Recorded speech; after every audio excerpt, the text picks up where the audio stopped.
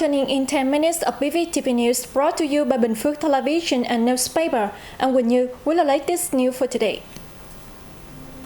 Appraisal culture for Gia Nghĩa Chân Thành Expressway pre-feasibility study established. Boosting Vietnam's tourism growth. President suggests Vietnam-Bangladesh foster ties.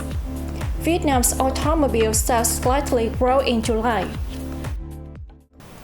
Deputy Prime Minister Trần Hồng Hà recently signed Decision number 949 QĐ-TTG, officially establishing a state council responsible for appraising the pre-feasibility study for the construction of the Gia Nghĩa Chân Thành Expressway. The Gia Nghĩa Chân Thành Expressway is approximately 128.8 kilometers long, spanning the western section of the North-South Expressway between Gia Nghĩa in the Central Highlands province of Đắk Nông and Chân Thành in the southeastern province of Bình Phước. The project will be implemented under the public-private partnership model. The Minister of Planning and Investment will serve as the chairman of the council, while leaders from the Bình Phước and Đắk Nông provincial people's committees will be among the council members. Under the decision, the council's responsibilities and powers will follow government's regulations concerning appraisal procedures for important national projects, together with investment monitoring and evaluation. It will have 4 lanes and a road belt of 24.75 meters wide. The approved planning scale envisioned 6 lanes and a wider road belt of 32.25 meters. Upon completion, the travel time between Đắk Nông, Bình Phước, and Ho Chi Minh City will be significantly reduced. The expressway will also facilitate links to Long Thanh International Airport and Cái Mép Thị Vải Port. An online conference was held on August 15 by the Ministry of Culture, Sports and Tourism aimed to circulate new documents and strategies to accelerate the recovery and ensure the effective and sustainable development of Vietnam's tourism industry. Member of the Standing Committee of the Bình Phước Provincial Party Committee, Vice Chairwoman of the Provincial People's Committee, Trần Tuyết Minh, and leaders of provincial relevant departments and tourism businesses attended the event.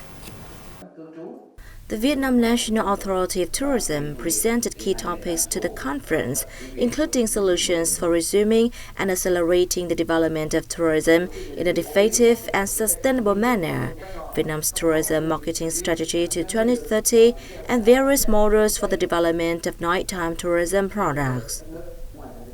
In accordance with Resolution number 82 from the government and guiding documents from the Ministry of Culture, Sports and Tourism, Bình Phước will prioritize 5 main tasks. These include expediting the restructuring of the province's tourism industry, focusing on enhancing professionalism, modernization, quality, and sustainability. Efforts will also be made to create favorable conditions to attract both domestic and international tourists and increase investment in tourism development with a particular focus on key tourist destinations. The province also aims to develop new tourism products, promote tourism activities, and enhance the quality of human resources in the sector.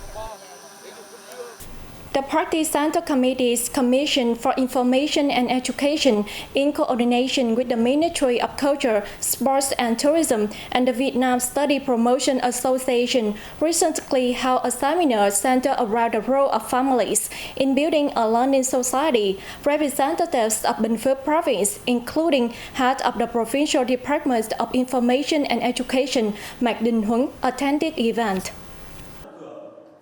Presentations sent to organizers, particularly those delivered at the seminar, highlighted the significance of families in building a learning society that fosters the preservation and promotion of Vietnam's cultural values and virtues. The seminar served as a platform to enhance understanding and awareness among individuals, officials, party members, and members of the Vietnam Study Promotion Association about the pivotal role and position of families within community and society at large. By doing so, it aimed to foster a culture of lifelong learning within residential areas and contribute to nation-building efforts in the new era.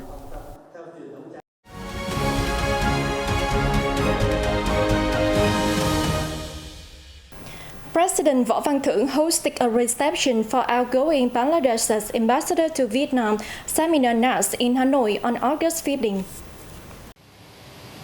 At the Hanoi reception for outgoing ambassador of Bangladesh, Samina Nas, the state president highlighted the traditional friendship between the two countries. He said Bangladesh was among the very few South Asian nations that established diplomatic ties with Vietnam 50 years ago. Vietnam and Bangladesh share many similarities in economic development, as both have paid attention to foreign investment attraction based on their abundant workforce, he said, suggesting them cooperate and exchange experience in this field. The ambassador congratulated Vietnam on its achievements across spheres and its advanced position in the international arena, stressing Bangladesh always hopes to learn from Vietnam's experience. She said she believes that the bilateral relationship will go further in the time ahead, especially in tourism, including spiritual tourism. Prime Minister Phạm Minh Chính met with the national women's football team in Hanoi on August 15 as they returned from New Zealand and Australia for the FIFA Women's World Cup. The national women's football team played against world powerhouses the US, the Netherlands and Portugal, but could not earn a single point, and placed in the bottom of Group E, returned home empty-handed. However, presenting and playing in the World Cup was considered the team's best achievement, as they set a national historic milestone. Coach My Duke Chun, the oldest coach of the Women's World Cup in history, said the team promised to practice harder and play better for the Asian in the time to come. Prime Minister Pham Minh Chinh congratulated the team on competing for the first time at the biggest event of women's football in the world. He said he was proud that Vietnam's national flag and anthem were hoisted and sounded for the first time at a Women's Football World Cup. He expressed his admiration for the girls, who played bravely against superior opponents in terms of bodybuilding, physical strength, and experience. Vietnam's military engineering unit Rotation 1 returned home on the morning of August 15 after successfully fulfilling its United Nations peacekeeping mission in Abia, South Sudan. The Ministry of National Defense and the Vietnam Department of Peacekeeping Operations warmly welcomed them home in a ceremony at Nội Bài International Airport. This marks the first deployment of an engineering unit rotation from Vietnam to carry out UN peacekeeping missions. Despite facing challenging weather and living conditions, the unit displayed exceptional dedication in accomplishing their assigned tasks, leaving a positive impression on the international community, particularly the people of ABA. This deployment represents the largest unit formation to date since Vietnam began taking part in peacekeeping activities. Through the efforts and contributions of the Vietnamese engineers, significant improvements have been made in ABA, an area that is still impoverished and unstable.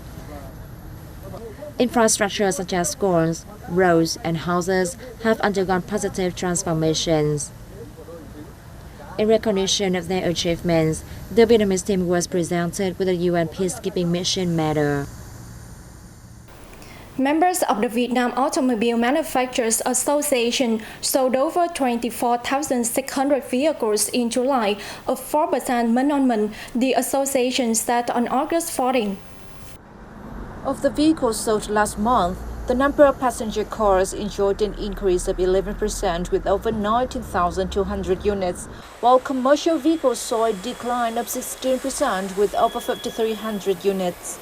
In the first 7 months of this year, the Vietnam Automobile Manufacturers Association members sold a total of 162,000 vehicles of all kinds, down 30% annually. According to experts, besides Vietnam Automobile Manufacturers Association member units, the Vietnamese auto market also includes other automakers such as Audi, Jaguar Land Rover, Mercedes-Benz, Subaru, Volkswagen, and Volvo, but they don't disclose business results. The Vietnamese auto market is forecast to continue growing from August until the end of this year, thanks to the policy of reducing registration fee by half. However, purchasing power might not experience the same rapid growth as last year due to the influence of the stock, real estate, and consumer lending markets, which are yet to fully recover as it did last year. That is the end of BPTV News. You can rewatch this news again on BPTV Go or visit our website and YouTube channel. Thanks for staying with us and see you next time.